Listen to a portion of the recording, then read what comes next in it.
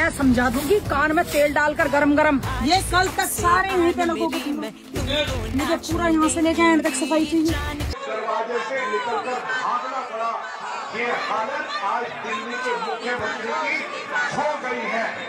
आज इतनी दबंगई कैसे आ रही है आप में? आप तो बिल्कुल आग लगा दे रही है सोशल मीडिया में। अगर आप ओवर एक्टिंग भी करेंगे तो थोड़ी देर ही कर पाएंगे। नवरात्र के दौरान चिकन की दुकानें बिल्कुल नहीं चलने, बिल्कुल नहीं चलने देते।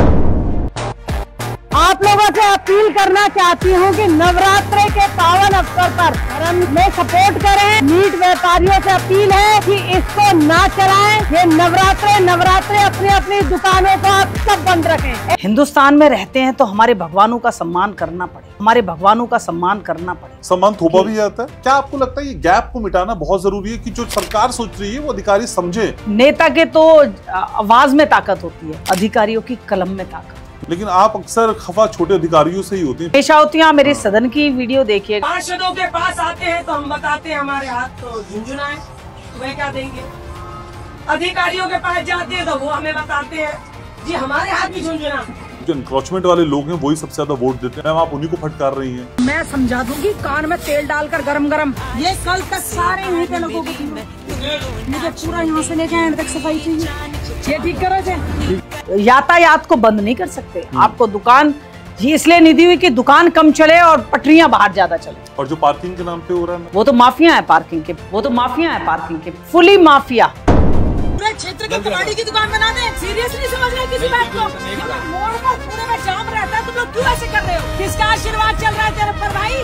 मानेगा नहीं ना तुझे। कितनी बार मैं पर्सनली मना कर चुकी हूँ तुझे। तो पूरी दिल्ली का दिल धड़कता था उनके लिए। उन्होंने विश्वासघात भी तो किया है। दरवाजे से निकलकर भागना पड़ा।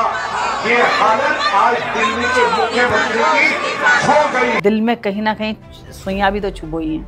महिला पार्षद क्या सोचती हैं कि वाकई दिल्ली में महिलाएं सुरक्षित नहीं? कौन सी देश है, कौन सा स्टेट है जहाँ थोड़ा बहुत क्राइम ना हो? अब जस्टिफाइड कर रही हैं इसको। बाबू ये राजनीति है, बाबू ये राजनीति है।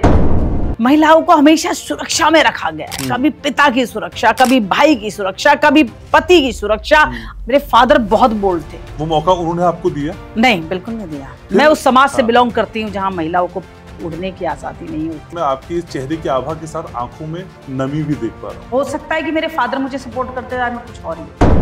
घर का हेड आदमी ही होता है जब ये अनुशासन चले। क्या रेणु चौधरी में उतनी कुव्वत, उतनी हिम्मत नहीं है कि उसके घर में भी उसी का अनुशासन चले? मैं रीत अलग नहीं कर सकती, देश की दुनिया की रीति अलग नहीं। मैम आपके चेहरे के भाव और जबान से निकलता संवाद मैच नहीं हो रहा है। मुझे मैच हो रहा है। मैं जो बोलती हूँ मन से बोलती हूँ। लेकिन कई बार पावर मिलके दिमाग खराब हो जाता है। पति चलाएंगे, भाई चलाएंगे, पिता चलाएंगे, ससुर चलाएंगे। नहीं, हमारी राजनीति महिला ही चलाएंगे। तो क्या मैं दिल्ली की भावी मुख्यमंत्री से बात कर रहा हूँ? जहाँ ईश्वर बैठाएगा वहाँ बैठूंगी। विकास वर्सेस फ्री, कैसे आप उबर पाएंगी? अब लोगों को फ्री नहीं चाहिए, उनको काम चाहिए। उत्तराखंड का आदमी बोलेगा भाई मैं तो पहाड़ का हूँ, बिहार का आदमी बोलेगा मैं बिहार का हूँ। मेरी अपनी दिल्ली मिस करती है क्या ऐसा लोगों के बीच में? हिंदुओं को सम्मान ना मिले, हमारे देवी देवताओं को सम्मान ना मिले तो हम लोगों का जीना भी बेकार है। आपकी पॉपुलैरिटी का ग्राफ जो सोशल मीडिया में है कहीं बड़े नेताओं से ज्यादा हो गया तो नुकसान पहुंचा जाएगा आपको। कि राजनीति करनी है, राजनीति करनी है। क्यों राजनीति करनी है जब तुम्हारा लल्ला राजनीति के योग्य नहीं है? बीजेपी में महिलाओं को कहाँ आंकती हैं आप मैम?